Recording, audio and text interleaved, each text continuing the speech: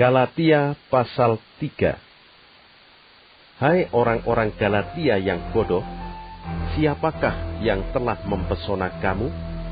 Bukankah Yesus Kristus yang disalibkan itu telah dilukiskan dengan terang di depanmu?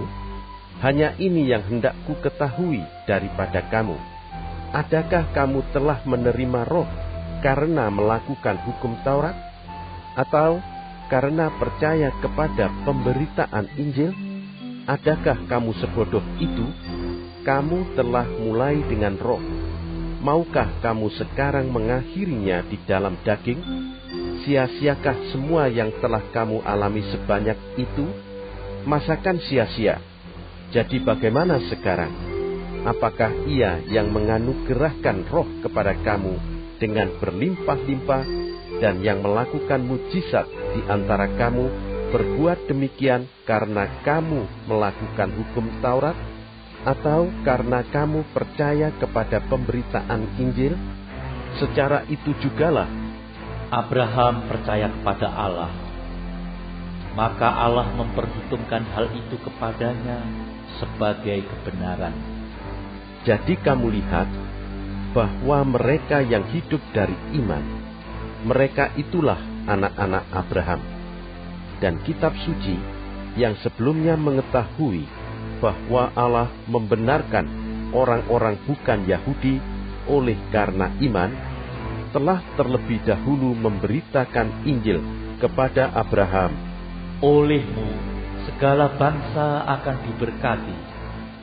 Jadi mereka yang hidup dari iman, merekalah yang diberkati bersama-sama dengan Abraham yang beriman itu. Karena semua orang yang hidup dari pekerjaan hukum Taurat berada di bawah kutuk. Sebab ada tertulis, terkutuklah orang yang tidak setia melakukan segala sesuatu yang tertulis dalam kitab hukum Taurat. Dan bahwa tidak ada orang yang dibenarkan di hadapan Allah karena melakukan hukum Taurat adalah jelas, karena orang yang benar akan hidup oleh iman. Tetapi dasar hukum Taurat bukanlah iman, melainkan siapa yang melakukannya akan hidup karenanya. Kristus telah menebus kita dari kutuk hukum Taurat dengan jalan menjadi kutuk karena kita, sebab ada tertulis, terkutuklah orang yang digantung pada kayu salib. Yesus Kristus telah membuat ini supaya di dalam Dia berkat Abraham sampai kepada bangsa-bangsa lain, sehingga oleh iman kita menerima roh yang telah dijanjikan itu. Saudara-saudara, baiklah kupergunakan suatu contoh dari hidup sehari-hari, suatu wasiat yang telah disahkan, sekalipun ia dari manusia, tidak dapat dibatalkan atau ditambahi oleh seorang pun. Adapun kepada Abraham diucapkan segala janji itu dan kepada keturunannya. Tidak dikatakan kepada keturunan-keturunannya, seolah-olah dimaksud banyak orang, tetapi hanya satu orang, dan kepada keturunanmu, yaitu Kristus. Maksudku ialah, janji yang sebelumnya telah disahkan Allah tidak dapat dibatalkan oleh hukum Taurat yang baru terbit 430 tahun kemudian, sehingga janji itu hilang kekuatannya. Sebab jikalau apa yang ditentukan Allah berasal dari hukum Taurat, ia tidak berasal dari janji, tetapi justru oleh janjilah Allah telah menganugerahkan kasih karunia-Nya kepada Abraham. Kalau demikian, apakah maksudnya hukum Taurat? Ia ditambahkan oleh karena pelanggaran-pelanggaran, sampai datang keturunan yang dimaksud oleh janji itu.